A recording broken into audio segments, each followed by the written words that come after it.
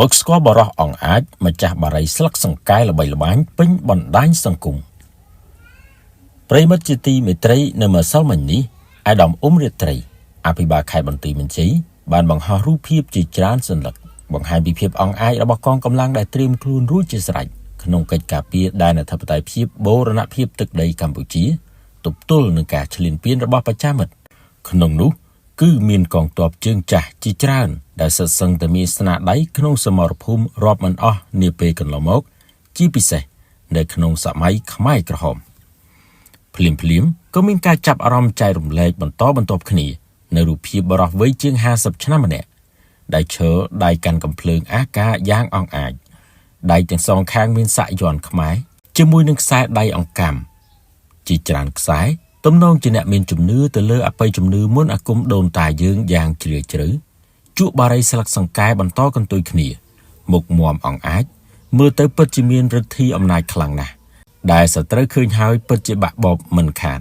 មនុស្សម្នាជាច្រើនបានចែករំលែកតែគេមិនបានស្គាល់ថាបរោះមុខមាំជក់បារីស្លឹកសង្កែនោះជានរណានោះទេយើងសូមណែនាំចំពោះប្រិយមិត្តទាំងអស់ឲ្យបានស្គាល់ថាបរោះដែលមហាជនមានការស្ងើចសរសើរនៅវីរភាពដ៏អង្អាចនោះគឺមានឈ្មោះថាសសវណ្ណរហស្សនាមតោកំណាចអធិរាជបារីស្លឹកសង្កែគឺជាបុគ្គលជើងខ្លាំងក្រោមស្លាកឈ្មោះជាអ្នកការពារជាតិសូមបញ្ជាក់ថារូបភាពដែលបានបង្ហោះនោះមិនមែនជារូបប្រឌិតដោយបច្ចេកវិទ្យា AI នោះទេតែគឺជារូបពិតរបស់លោកសសវណ្ណដែលបានរួមចំណែកយ៉ាងសកម្មក្នុងការការពារជាតិនាពេលកន្លងមកលោកត្រូវបានគេស្គាល់និងដាក់រហស្សនាមថាតោកំណាចអធិរាជបារីស្លឹកសង្កែលោកគឺជាទីប្រឹក្សាផ្ទាល់របស់សម្ដេចព្រះអភិសិរិសុគន្ធាមហាសង្ឃរាជាធិបតីគតិឧទេសបណ្ឌិតប៊ូគ្រីបើតាមអ្នកនាងគឹមលីសាដែលស្គាល់បរិះខាងលើច្បាស់បានរៀបរាប់លើទំព័រ Facebook របស់ខ្លួនថាលោកពូអាដាមសសវណ្ណ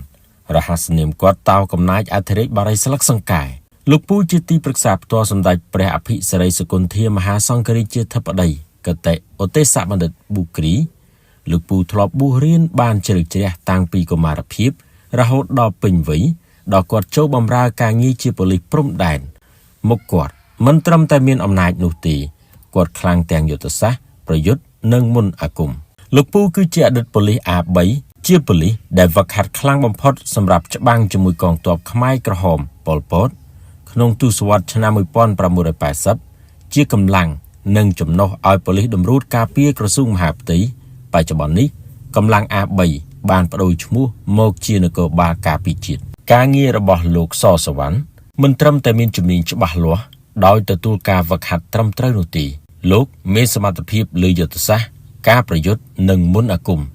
ដែលត្រូវបានគេគោរពសរសើរជាខ្លាំងនៅក្នុងទសវត្សរ៍80លោកគឺជាសមាជិកនៃកម្លាំង A3 ដែលជាកម្លាំងសម្រាប់ប្រយុទ្ធប្រឆាំងកងទ័ពខ្មែរក្រហមកម្លាំងនេះហើយត្រូវបានបណ្ដុះបណ្ដាលយ៉ាងខ្ជាប់ខ្ជួនក្នុងការការពារជាតិនិងសន្តិសុខសាធារណៈកម្លាំង A3 ជាអ្នកដើរតួនាទីយ៉ាងសំខាន់ក្នុងកិច្ចការពារសន្តិសុខនៅក្រសួងមហាផ្ទៃ